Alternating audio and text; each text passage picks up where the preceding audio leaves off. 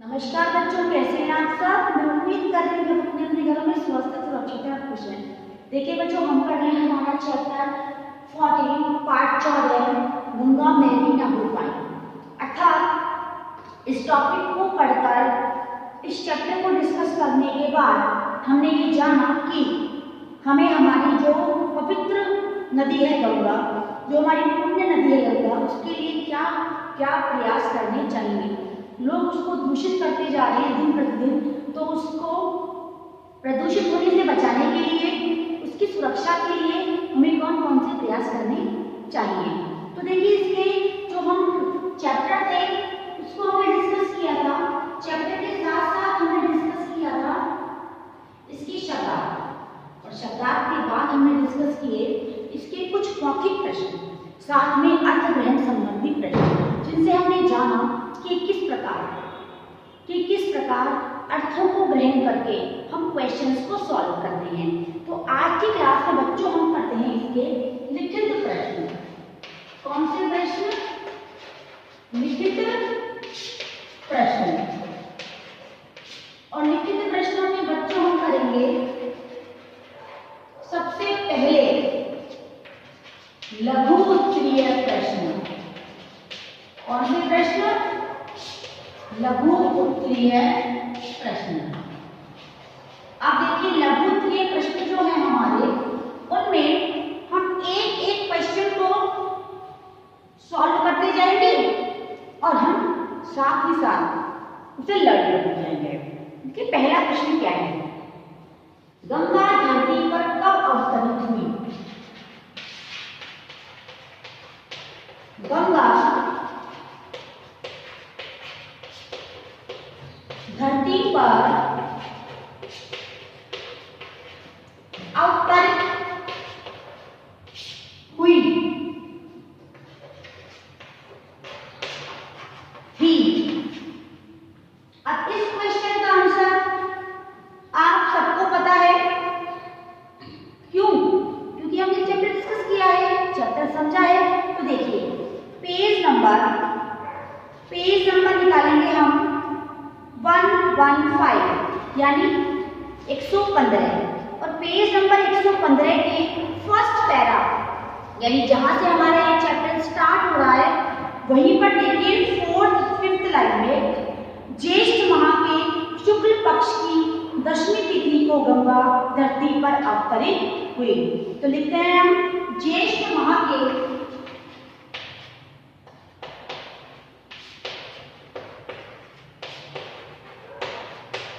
ज्येष्ठ माह के शुक्ल पक्ष। ये मैं आपको समझा चुकी हूँ पहले ही कि शुक्ल पक्ष क्या होता है और कृष्ण पक्ष क्या होता है। शुक्ल पक्ष की 10वीं तिथि को, शुक्ल पक्ष की 10वीं तिथि को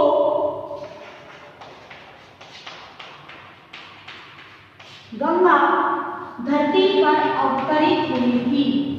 धरती पर अवतरित मतलब धरती पर उतरी थी।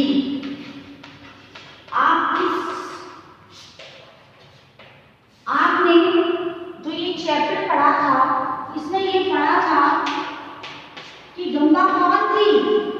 हिमालय राज की ज्येष्ठ पुत्री, अर्थात पार्वती कौन थी? जो शिव की पत्नी है, जो हमारी महादेव की पत्नी है देवी पार्वती, वो कौन है?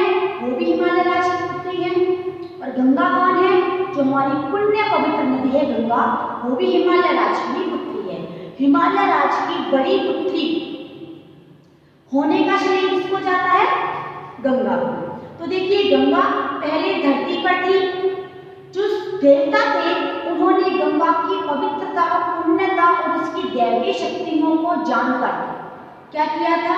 हिमालय राज से इसे स्वर्गलोक के लिए मांग लिया था। तो गंगा कहाँ चली गई थी? स्वर्गलोक में। लेकिन भागीरथी ने अपने 60,000 पूर्वजों के उद्धार के लिए क्या किया था? महादेव और देवी गंगा की तपस्या की, और अपनी कठोर साधना और निष्ठा के बल पर उन्होंने दोनों को प्रसन्न किया। उसके बाद गंगा कहाँ आई? धरती पर। तो गंगा धरती पर किस दिन अवतरित हुई थी बच्चों? ज्येष्ठ माह। हिंदी में महीनों के नाम है ज्येष्ठ, तो एक महीने का नाम है ज्येष्ठ।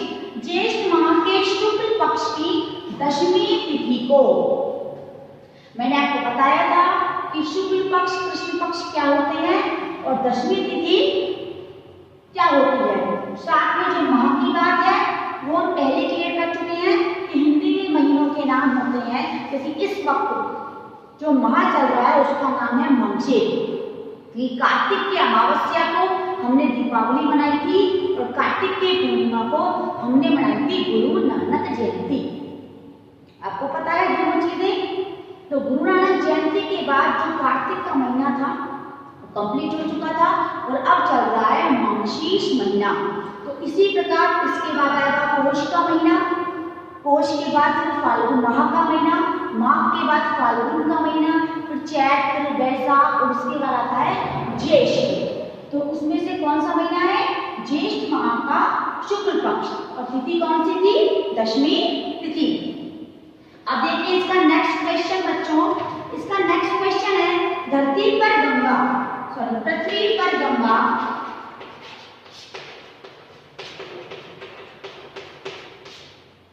किन किन नामों से जानी जाती है?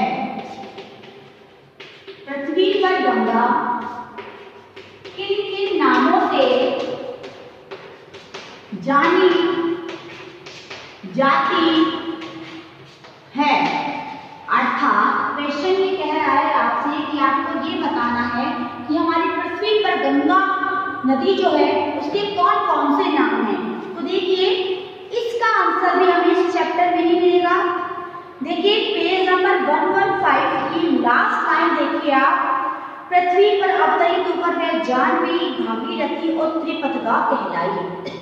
यानी हमारी पृथ्वी पर गंगा के कौन कौन से नाम हैं? जाह्नवी, भागीरथी और त्रिपथगा। लेकिन इसके साथ साथ गंगा को हम हुगली भी कहते हैं, गंगा को हम पद्मा भी कहते हैं। तो हम लिखते हैं इसका आंसर पृथ्वी पर गंगा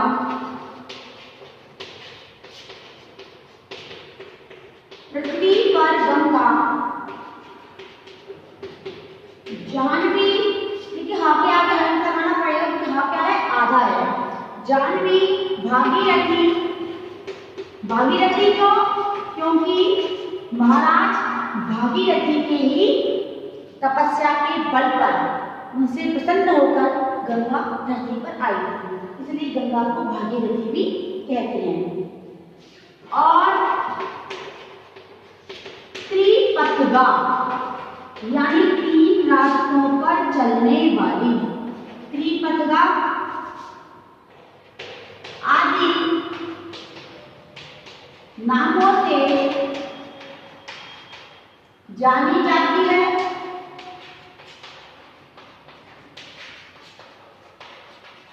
तथा बांग्लादेश में यह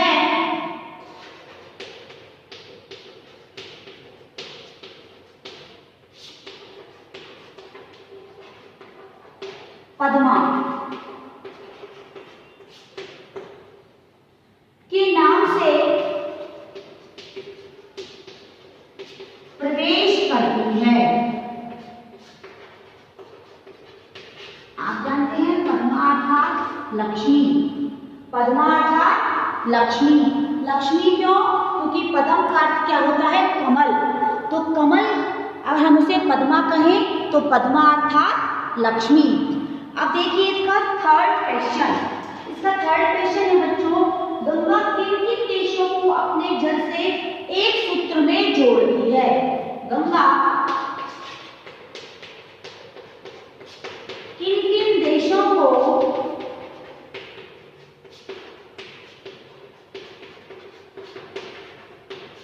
अपने जल से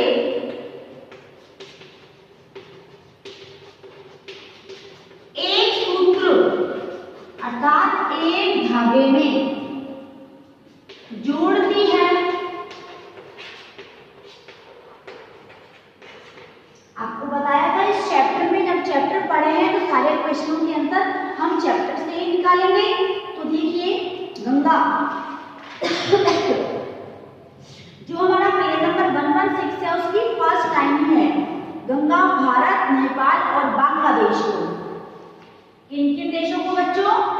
गंगा भारत,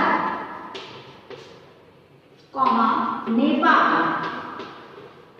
भारत, नेपाल और बांग्लादेश,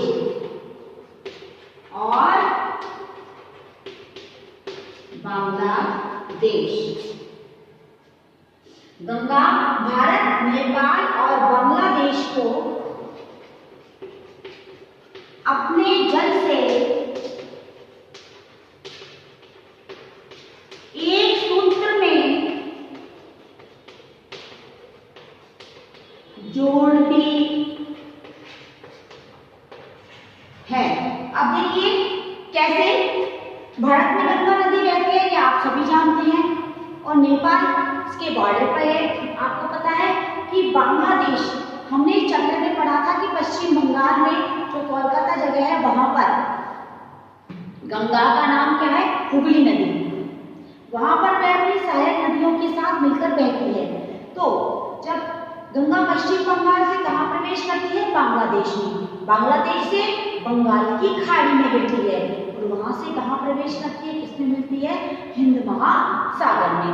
तो हमने गंगा के बारे में ये 3 क्वेश्चन डिस्कस किए हैं।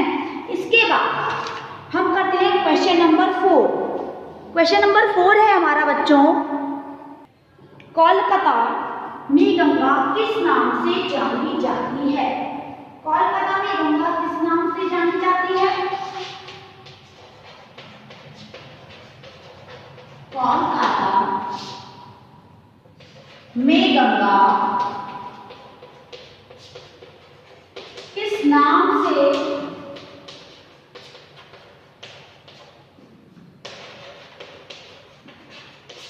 जानी जाती है? तो इस क्वेश्चन का आंसर मैंने क्या लिखा था बच्चों, कोलकाता में गंगा किस नाम से जानी जाती है? कोलकाता में गंगा का नाम है हुगली नदी। देखिए पेज नंबर 116 के सेकंड पैरा की 3rd लाइन, कोलकाता में यह हुगली नदी कहलाती है। तो लिखेंगे हम इसका आंसर, कोलकाता में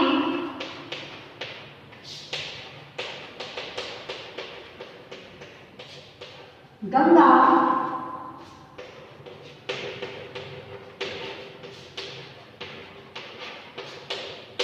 हुगली नदी के नाम से जानी जाती है। ये इसका आंसर है, हुगली नदी। अब करते हैं नेक्स्ट क्वेश्चन। नेक्स्ट क्वेश्चन देखिए बच्चों, प्रयागराज में गंगा के साथ किन किन नदियों का मिलन होता है? तो देखिए प्रयागराज में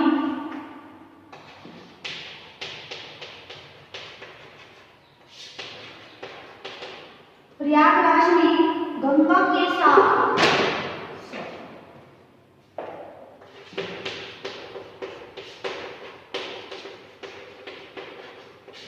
किन किन नदियों का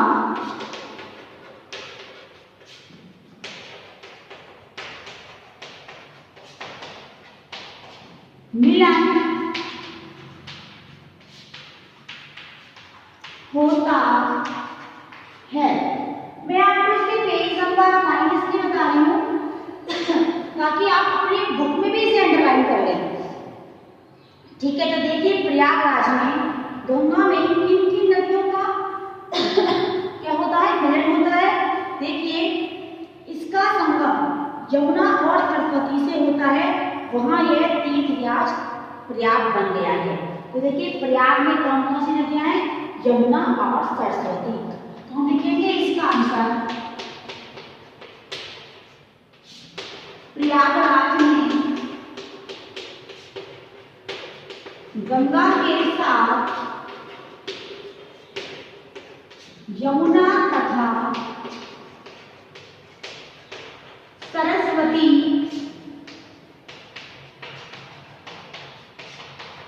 नदियों का मिलन होता है। किन का होता है, यमुना और सरस्वती का। जहां पर ये क्या कहलाता है, इनका संगम। क्या कहलाता है? संगम। अब लघुगृह क्वेश्चन में एक क्वेश्चन और है हमारा, वो क्वेश्चन है गंगा के किनारे बसे किन्हीं 3 प्रमुख धार्मिक पर्यटन स्थलों के नाम लिखिए। तो देखिए गंगा के किनारे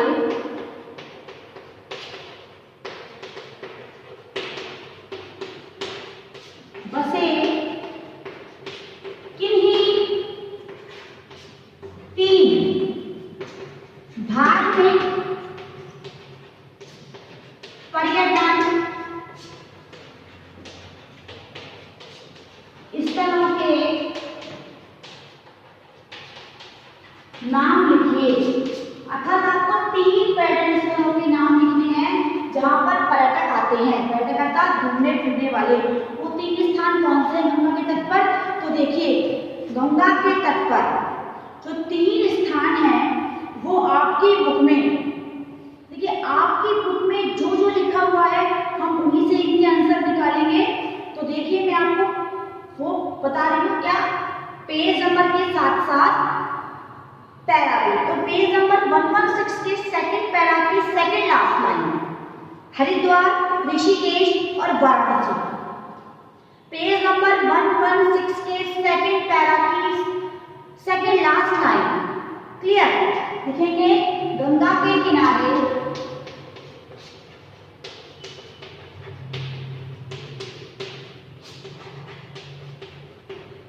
बसे हैं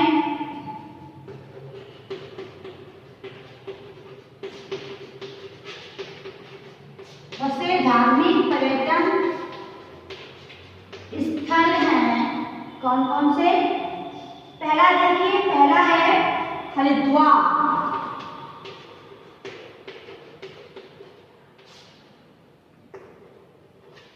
दूसरा है ऋषिकेश,